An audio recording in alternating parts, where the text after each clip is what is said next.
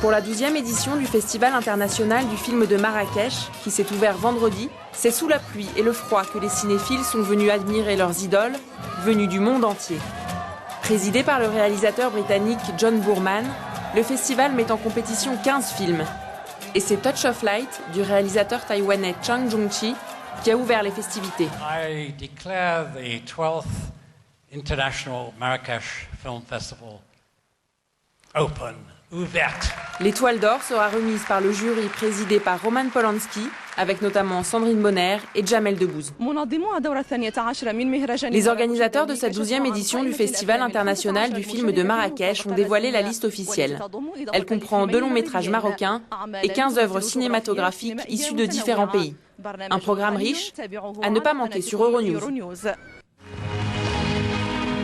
La cérémonie d'ouverture a consacré l'immense carrière de la comédienne Isabelle Huppert. L'actrice a interprété de multiples rôles, aussi complexes les uns que les autres. Pauvre con. Petit mec. Sous-merde. Si la paresse de la vie s'installe. Isabelle Huppert a su bâtir une carrière riche et a eu la chance de tourner aux côtés des plus grands du cinéma européen et américain. Pense à moi. C'est un très grand honneur pour moi de recevoir cet hommage du Festival de Marrakech et de revenir dans les pas de l'héroïne du film de Benoît Jacquot que j'ai tourné ici, à Marrakech, il y a quelques années. Mais au-delà du plaisir à être ainsi ce soir récompensé, la vraie récompense, c'est d'aller à la rencontre du public, et en l'occurrence ce soir du public marocain.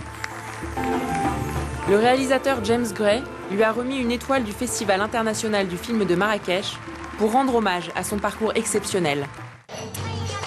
Cette année, le festival est placé sous le signe du centenaire du cinéma hindi.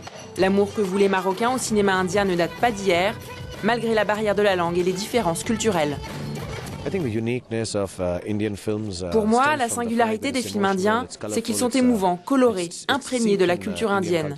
C'est ce qui les rend si uniques et différents. Ceci dit, si on continue à avoir un cinéma calqué sur la culture et le storytelling de notre pays, et qu'en même temps on est capable de lui donner une forme que le public étranger apprécie, je pense que nos films seront accueillis à bras ouverts dans le monde entier. Comme ils le sont en Inde, au Maroc, à Dubaï, en Asie du Sud-Est, la langue ne sera pas une barrière. Pour cette 12e édition du festival, les organisateurs ont donc voulu rendre un hommage au 7e art indien. J'espère qu'un jour, je pourrai accomplir la moitié de ce que cet homme a accompli. Il continue de m'inspirer, de me motiver et de m'encourager, même dans ses silences. Pas besoin de mots. Le simple fait de me tenir à côté de lui m'inspire. C'est une bénédiction. Et je veux te dire merci. L'industrie cinématographique indienne ne cesse de se développer. Elle exporte avec succès un nombre croissant de films à l'étranger, dans de nombreux pays, comme le Maroc.